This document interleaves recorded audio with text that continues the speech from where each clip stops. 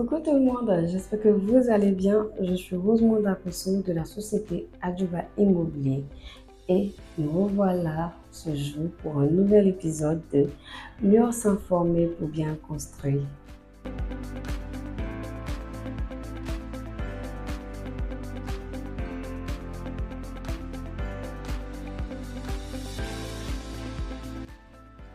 Alors, pour ce nouvel épisode, nous parlerons toujours des étapes à suivre pour un projet de construction. Comme je l'avais signifié dans l'épisode précédent, les étapes à suivre pour un projet de construction sont subdivisées en 4 parties. Et pour la première partie, il s'agit de la construction envisagée. Je vous ai expliqué qui sont les intervenants et quels sont les documents à fournir pour la construction envisagée. Pour ceux qui nous prennent en cours de route, je vous invite à prendre connaissance dans les vidéos précédentes. Alors, pour ce nouvel épisode, nous parlerons de la seconde étape à suivre pour un projet de construction, qui est l'avant-projet sommaire de construction. Qu'est-ce que l'avant-projet sommaire de construction?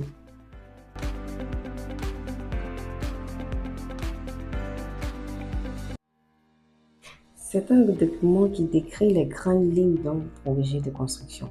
Il décrit la taille et la forme du bâtiment, c'est-à-dire le nombre d'étages, les matériaux de construction prévus et l'emplacement des installations. Il peut aussi servir pour l'obtention du permis de construire, cet avant-projet sommaire de construction.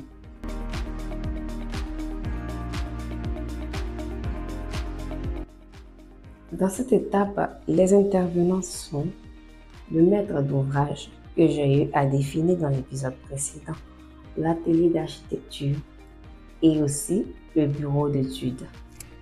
Pour ceux qui ignorent, le bureau d'études est une organisation consacrée à la recherche et à l'analyse des problèmes scientifiques et techniques afin de développer d'autres solutions pour des projets spécifiques.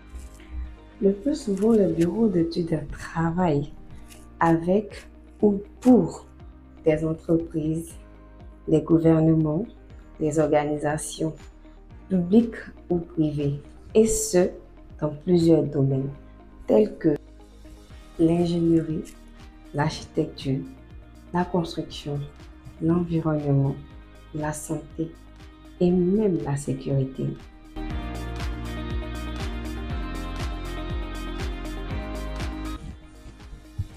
Et donc, comme document à fournir, ce sont les dessins d'avant-projet.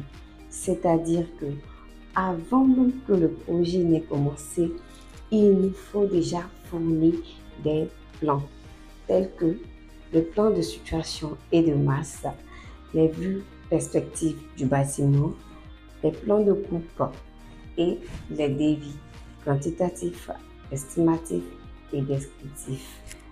Après l'étape de l'avant-projet sommaire, nous passons à l'appel d'offres. Qu'est-ce que l'appel d'offres? C'est un processus par lequel une entreprise invite d'autres entreprises ou fournisseurs pour la finalisation des travaux. Pour la suite, je vous donne rendez-vous pour un nouvel épisode sur le thème « Quelles sont les étapes à suivre pour un projet de construction ?» À jeudi prochain, même heure, pour mieux s'informer et bien construire.